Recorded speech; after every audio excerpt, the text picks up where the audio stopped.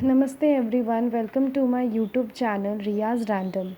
Today in this video I will discuss about literary term that is very important in English literature. In simple way we can tell that it is a root of any work. So first, what is literary terms? Then it is a technique or a style that an author or a writer uses in their work to make their work attractive.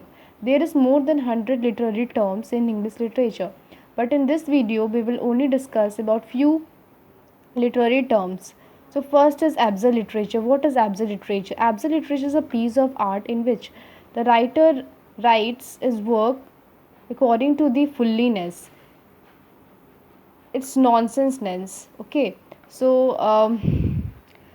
ये एक बेमतलब का drama होता है जिसमें जो novel रहते हैं कोई बेमतलब बेतुकी सी बात अपने ड्रामा में लिखते हैं. जैसे एक एग्जाम्पल की तरह से वेटिंग फॉर गडॉट.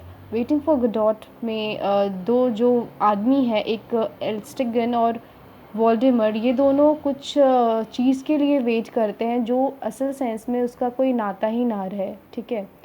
और सेकेंड है act and scene. Act and scenes, many people will confuse that act and scene is also literary term. Then yes, it is in literary terms. Okay.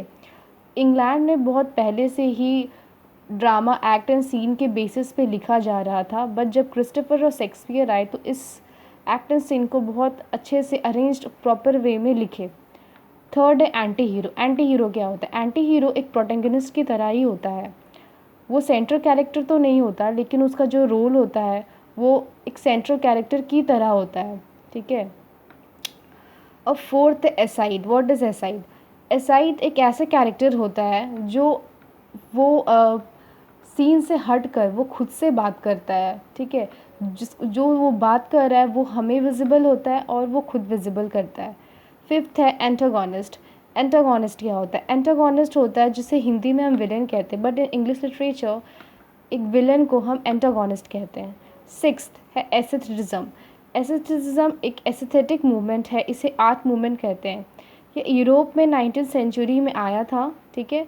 इसमें social और political values को value नहीं दिया जाता है, इसमें beauty को देखा जाता है, इस पर डीप मीनिंग सर्च नहीं किया जाता है. इसका कुछ भी कोई भी नॉवल का मेन रीज़न और ब्यूटी पर ही फोकस किया जाता है.